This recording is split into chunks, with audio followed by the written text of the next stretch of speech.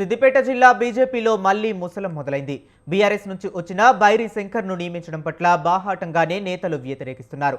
పార్టీని అంటిపెట్టుకుని కష్టపడ్డ నాయకులకు అధ్యక్ష పదవి ఇవ్వలేదని, క్రియాశీలక సభ్యత్వం కలిగి ఉండాలన్న నిబంధనను పరిగణలోకి తీసుకోలేదని ఆశావాహులు మండిపడుతున్నారు.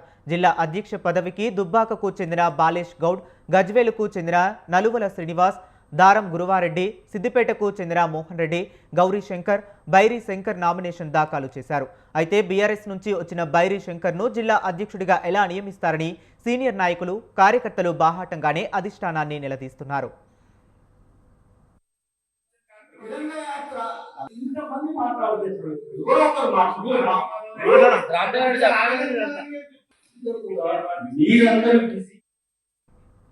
సిద్దిపేట జిల్లా పార్టీ అధ్యక్షుడి ఎంపికపై 3 నెలల కిందట మొదలైన అసంతృప్తి సెగలు మరింత పెరిగాయి.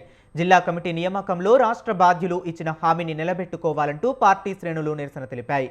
జిల్లా నుంచి సుమారు 150 మంది పార్టీ ముఖ్య నాయకులు, కార్యకర్తలు హైదరాబాద్ నాంపల్లిలోని బీజేపీ రాష్ట్ర కార్యాలయంలో ఆందోళనకు దిగారు. జిల్లా అధ్యక్షుడిగా బైరి శంకర్ మూతిరాజ్ నియామకాన్ని వ్యతిరేకించిన జిల్లా ముఖ్య నాయకులు అతన్ని మార్చాలంటూ డిమాండ్ చేశారు.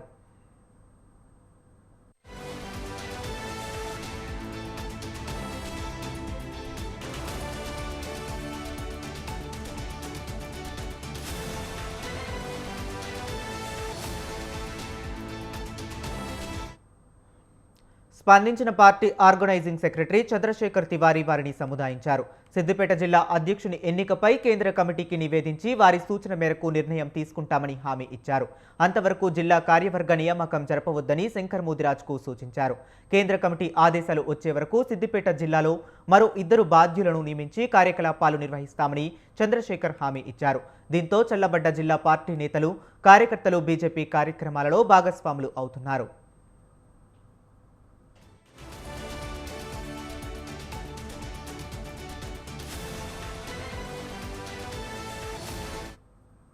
చంద్రశేఖర్ తివారీ హామీ ఇచ్చి 3 నెలలు గడిచినా ఎలాంటి కదలిక లేకపోవడంతో మరోసారి భారీ సంఖ్యలో కార్యకర్తలు పార్టీ రాష్ట్ర కార్యాలయానికి చేరుకున్నారు. తక్షణమే జిల్లా పార్టీ అధ్యక్షుడిని తొలగించాలని డిమాండ్ చేశారు.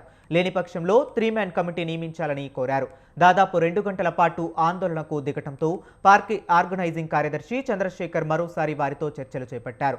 బైరి శంకర్ నియామకంపై కేంద్ర కమిటీకి నివేదించామని, త్వరలోనే ఒక నిర్ణయం వస్తుందని చెప్పారు.